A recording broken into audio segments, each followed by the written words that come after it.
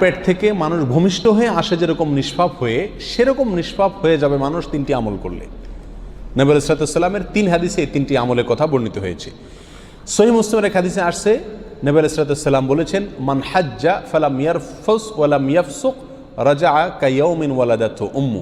যে ব্যক্তি হজ করলো আর হজ করতে গিয়ে নারীঘটিত বা সেক্সুয়াল কোনো অপরাধে অন্যায় জড়ালো না, নিজের লজ্জাস্থানকে হেফাজত করলো আর অন্য সাধারণ কোনো গুনাহ অপরাধও করলো না, এই ব্যক্তি হজ করে যখন আসবে সে মায়ের পেট থেকে ভূমিষ্ঠ হয়ে যেরকম একটা শিশু নিষ্পাপ অবস্থায় আসে ওইরকম নিষ্পাপ হয়ে আসবে। তাহলে একটি আমল পেলাম, যে আমলটি হলো হজ করা, যে হজে কোনো কি থাকবে না, সেক্সুয়াল অপরাধ থাকবে না এবং অন্য কোনো গুনাহ থাকবে না। দ্বিতীয় আমল হলো, নবী আলাইহিস সালাম বলেছেন, এটিও সহিহ মুসলিমের ভিতরে আসছে, আন তাওয়াদ্দা কামা আমার আল্লাহ, যে ব্যক্তি ওযু করলো ঠিক সেভাবে যেভাবে আল্লাহ সুবহানাহু ওয়া তাআলা নির্দেশ করেছেন, অর্থাৎ যথাযথভাবে ওযুর প্রত্যেকটা কাজকে সঠিকভাবে করে পিওরভাবে একেবারে সুন্নাহসম্মত উপায়ে ওযু করলো।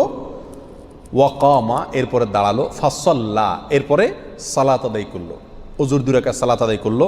ফাহামিদাল্লাহ ওয়া আসনা আলাইহি ওয়া মাজ্জাদাহু, এরপরে সে আল্লাহর প্রশংসা করলো আর আল্লাহর গুণগান করলো, আল্লাহর স্তুতি বাক্য প্রকাশ করলো।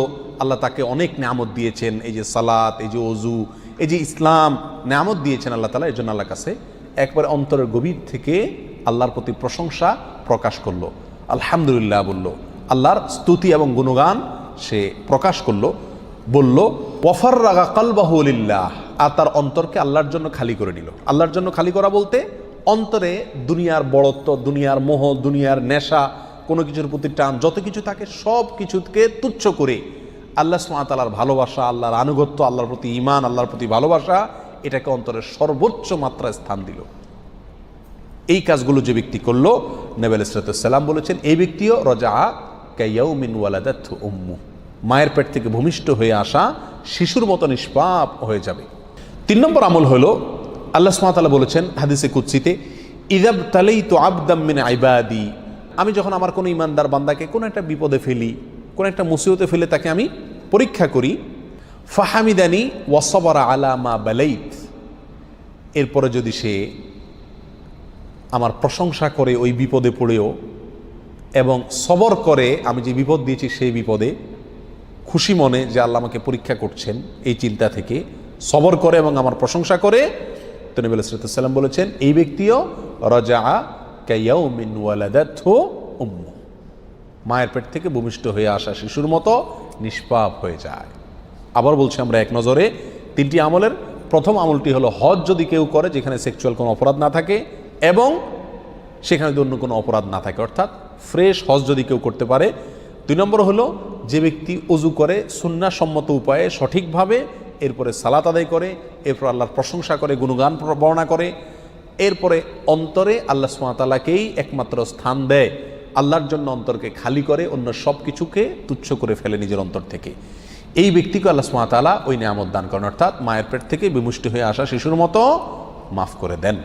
আর তৃতীয় হলেন ওই ব্যক্তি যে ব্যক্তিকে আল্লাহ সুবহানাহু ওয়া তাআলা পরীক্ষা করলেন, কোনো বিপদ দিলেন, কোনো মুসিবত দিলেন, ওই মুসিবতে পড়েও সে আল্লাহ সুবহানাহু ওয়া তাআলা প্রশংসা করে এবং সবর করে, এই কথা চিন্তা করে যে আল্লাহ আমাকে পরীক্ষা করছেন, তো এই ব্যক্তিও মায়ের পেট থেকে ভূমিষ্ঠ হওয়া শিশুর মতো নিষ্পাপ হয়ে যায়।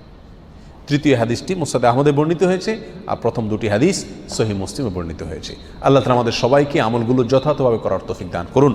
তবে মনে রাখতে হবে, বড় কোনো অপরাধ যদি কেউ করে থাকে তাহলে সেটা থেকে মুক্তির বা সেটা মাপ পাওয়ার একমাত্র উপায় হলো তওবা করা, খাঁটি অন্তরে ওটা না করার জন্য প্রতিজ্ঞা করা, পিছনে যা করা হয়েছে তার জন্য ক্ষমা চেয়ে লজ্জিত হওয়া, তাহলে ইনশাআল্লাহ বিইذনিল্লাহ সব গুনাহগুলো থেকে কি পাওয়া যাবে, মাপ পাওয়া যাবে। আল্লাহ তাআলা আমাদের সবাইকে সমস্ত গুনাহগুলোকে মাফ করে তারপর দুনিয়া থেকে যাওয়ার তৌফিক দান করুন।